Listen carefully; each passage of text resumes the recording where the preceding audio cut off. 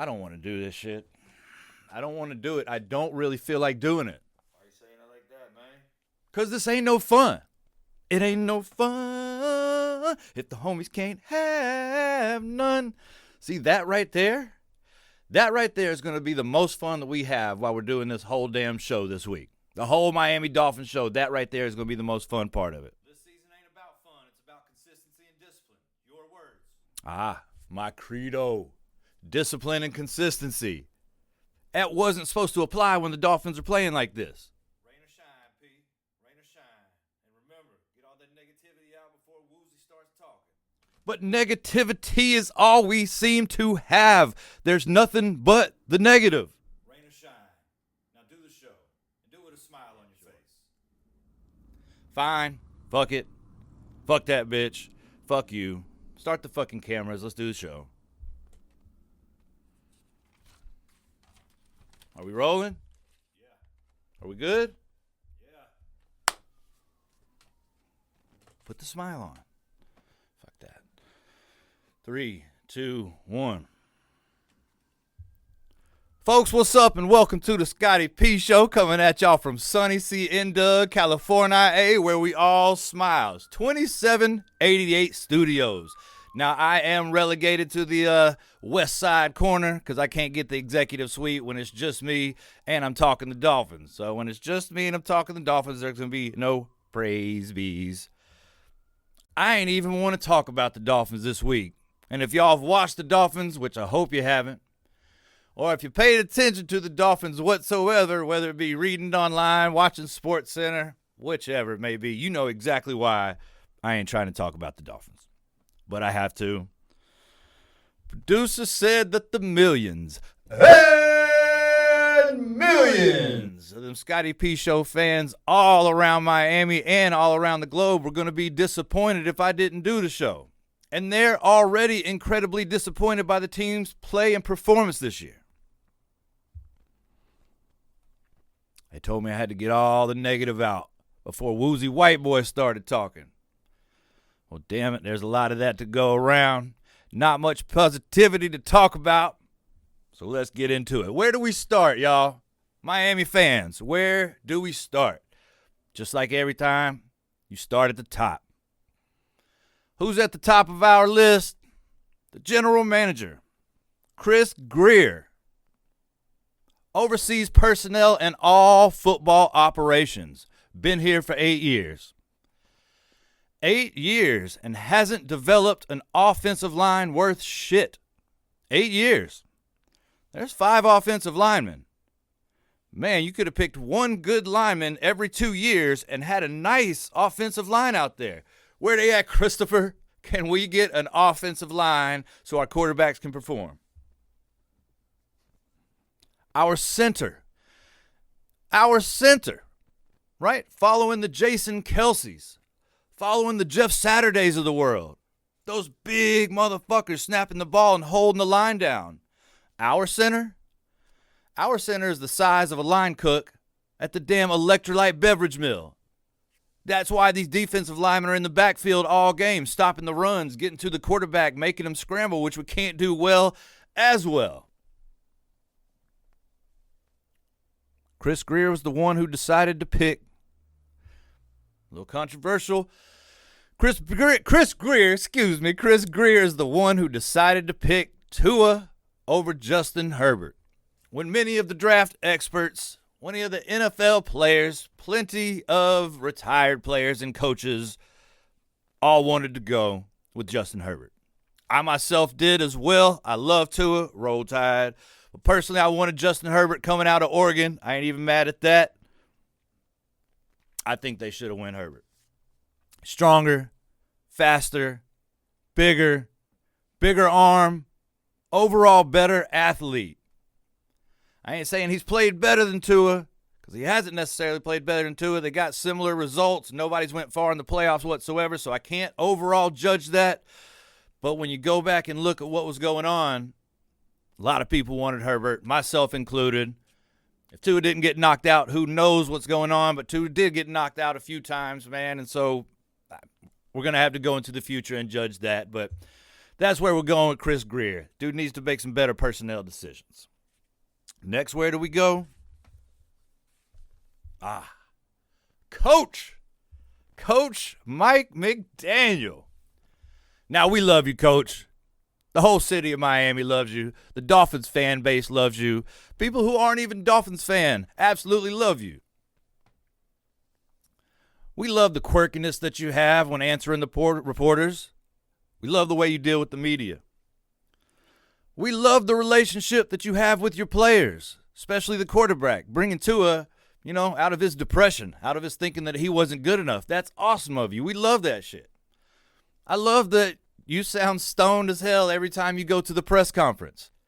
Just stoned out of your mind, because we're all some weed smokers around here, Coach. That's all good. We love that we caught you hitting that vape pen and getting high on the sidelines during the game. That's all good. A couple things we don't like, though, Coach. Don't like your lack of emotion when losing. Last week, we're losing to Tennessee and can't get a damn thing going, and you're standing on the sidelines like this, and the only thing we get out of you every once in a while is a...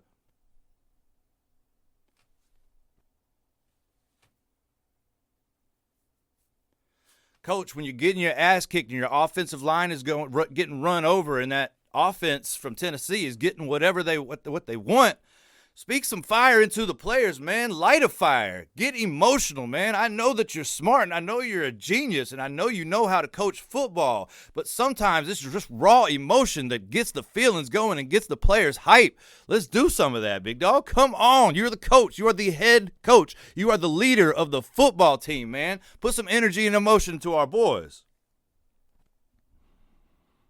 None of these other quarterbacks can run the offense like Tua did. Not your boy from Kansas State, not your boy from Kentucky, not the guy we got over from Baltimore and he's running now. I hear a lot of ex-players, a lot of current players and ex-coaches that talk about how Miami has one of, if not the, most complicated offenses that's ever existed in the National Football League. Well, simplify the offense. We've seen coaches do it for backup quarterbacks that came in and they said, hey, man, these guys can't run the same offense that our starters do. Let's cut out a couple plays. Let's cut out a couple reads, man, and simplify the offense. Maybe that's what we need to do, Coach. Simplify the offense, man. Everything doesn't have to be trickery. I understand. We got that, and we got some speedsters. And if you're running these motions and you're confusing the defense, it is going to be easier for those receivers to get open, which is going to open up some lanes for the running backs. But it doesn't always have to be the trickery. Sometimes just play football. Just line up and play football. We got two gazelles on the outside, the cheetah and the penguin to be exact. These dudes are faster than anybody in the league. Run some slants. Damn, run some slants. That's YB's favorite play. Big what's up to YB. What's it? Always used to say, run a slant. It's the easiest play in the league. And it is, man. So if you got Jalen over here, you got Tyreek over here, line them up. Run a slant. And if these linebackers are going to double team them, man, then that's going to leave room for Mostert and Achane to get in there and hit those gaps and to break big runs because they're speedsters as well. You know how many times I watched Patrick Mahomes use Tyreek Hill in short yardage situations? Whether it's slants for 8 yards, whether it's an out and in for 5 yards. There was one game I'm watching. The Dolphins are playing the Chiefs. This is a few years back. Of course, when Tyreek Hill was still over there. Chiefs were whooping our ass. Dolphins mounted a comeback. Dolphins kept on mounting the comeback. And all of a sudden, we were only down 6 points. Stopped Kansas City. It's 4th and 1. It's on their side of the ball. It's on their side of the field. So if we stop them on this 4th and 1, which they're going for, man, we got the ball right there. We score a touchdown. We win the game. What do? They line up, line everybody on the line, put Tyreek Hill out to the right. We put a cornerback right up on him, right in his fucking grill. What do? Tyreek Hill runs at him 1 yard, shakes this way, goes that way, cuts out to the side. Patrick Mahomes hits him. He catches it, slides. Game's over. Game's over. We're already out of timeouts. That's the deal. Why can't we use some stuff like that? Coach Mike McDaniel, simplify the offense. We had a 4th and 1 last week. Instead of running that little Tyreek Hill play that goes out real quick, we did a sweep reverse. We handed the ball off to Tyreek this way, and he's going that way and trying to get around on the outside of somebody and gets caught because the Tennessee linebacker's a little too fast for that. Line up and run the I formation, coach. Don't have to fucking complicate it. Simplify it. It is 4th and 1. Actually, it was 4th and about half a yard. Line up in the I formation. We got a fullback. Nobody even has fullbacks anymore. We have a fullback that played up there in Wisconsin. He is a team captain. On a 4th and half of the yard, you ain't going to give the ball to the team captain and just run right up the middle? And if you're not going to do that, man, again, line up in the I formation and run your fullback through to leave blocks. And then that gives Achane that leaves Achane to decide which hole he wants to go in. Ooh, I feel like I could hear you doing that right away. Simplify the playbook, coach. Simplify the playbook and show some emotion. Where should we go next, folks? The quarterback situation. Oh, ain't this glorious? This is our most lovely part of the season, man. You know, going through these quarterbacks. We're kind of like the 49ers from 2 years ago when they played the Eagles in the NFC Championship, down to their 4th-string quarterback, and that guy got hurt. So all of a sudden, Phil's boy, Christian McCaffrey, had to come in and play quarterback, and they didn't even pass the ball the rest of the time. They ran the ball. So our quarterback, Sitch. Tua has been knocked out again. That's my boy. Get healthy, Tua. Roll Tide. But he's out another 2 games. I thought it was just going to be another 2 weeks, but when you're on the IR, it's 4 games, not 4 weeks. So even though we got that bye next time, he's got to sit out the game after that. So we ain't going to have Tua back for another few weeks.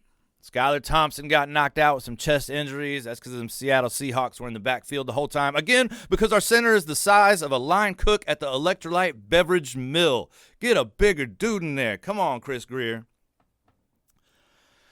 We let Tim Boyle from Kentucky. He's on out the door. So we got Lamar Huntley, Mr. Pro Bowl quarterback himself. That's what everybody kept on telling me, man. You got a Pro Bowl quarterback in there. Oh, that's going to be awesome. That dude can play with his arm and his feet. Well, why was he on the practice squad up in Baltimore? Anyway, everybody told me that. I kind of bought into the hype a little bit because I know the dude is good. I know he made a Pro Bowl, even though the reason he made the Pro Bowl is because a couple of other quarterbacks pulled out because they were playing late into the playoffs. So, honestly, he would not have made the Pro Bowl or anywhere close if they hadn't, but that's beside the point. Lamar Huntley ran the ball 40 yards, ran it for a touchdown. That's on 5 carries. So it was 8 yards a carry, and some of those were escapes. Actually, all of them were escapes, and they were picking up first downs. I commend him for that. But you're the quarterback, and you have to throw the ball. Lamar Huntley was 14 for 22 with 96 yards. We had 170 yards of total offense in an NFL game. That ain't going to cut it. That ain't going to cut it from our quarterbacks. So let's go to the position players. Tyreek Hill. First game of the year. 7 catches. 130 yards with a tutty. Games 2 through 4. 10 receptions. 87 yards. Not one time sniffing the end zone. This dude is getting less than 30 yards a game now. He was voted number 1 player in the NFL by the other NFL players. And that's Jen's second favorite player behind Baker Mayfield. And right ahead of Patrick Mahomes. Waddle hadn't been able to do much either, but it ain't because of the receivers, man. It's because of the O-line and the quarterbacks that we have in. And coaches got to simplify the plays, but I'll keep going back to that. So maybe we got some running backs that are doing good. Hell yeah, Achane had a stellar year last year until he got hurt, but he's back this year. Let's fucking do it. Well, Achane against Tennessee, 10 carries for a whopping 15 yards. Not 50, not 50, 15 yards. Well, how about the defense? Defense got to give you something positive, right? Last year, they tried to blame it all on Vic Fangio. Well, he's gone. He's up there in Philadelphia. And we got the defensive personnel from Baltimore who also came over. So we're going to be doing good, right? 26 points a game. I have not checked Phil's sources at Google, but 26 points a game has got to be in the lowest, or highest, should I say, of NFL teams this year. And in the last 3 games, they gave up damn near 30. 30 points in the NFL games when you're in your 4th-string quarterback, that ain't sustainable, man. Come on, defense, step that shit up. Let's go. But we're still without Bradley Chubb. Tore his knee up last year. Jalen Phillips just got hurt again for the 2nd time this year. That boy's probably going to be out for a while, man. I hate it because those are 2 badass players. Those are 2 cornerstones of our defense. But they're not going to be there. But as I said, they told me to get all that negativity out before we let Woozy White Boy come on and speak and throw the music on. So now that all that is out of there, Woozy White Boy, play me some funky music. What it do? This is Alabama's own Woozy White Boy, and y'all tuned in to the Scotty P Show. You dig? All right, now that we got all that out the way, right? We got the negativity of the GM out of the way. We got the negativity of the coach out of the way. The negativity of the quarterback sitch out of the way. The negativity of the offensive line out of the way. The negativity of the position player production out of the way. Negativity of the defense is out of the way. The negativity of the injuries is out of the way. Let's get to the positive, baby. Let's get to the positive about these Miami Dolphins.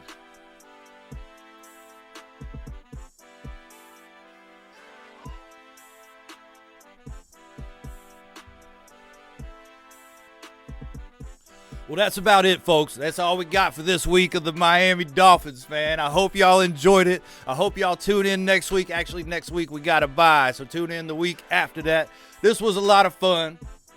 The only positive thing I do have to say, though, is that the Miami Dolphins are going up to Gillette Stadium in Foxborough before our bye week. We turning it around to 2-3, getting that W against the Pats. Fins up, baby.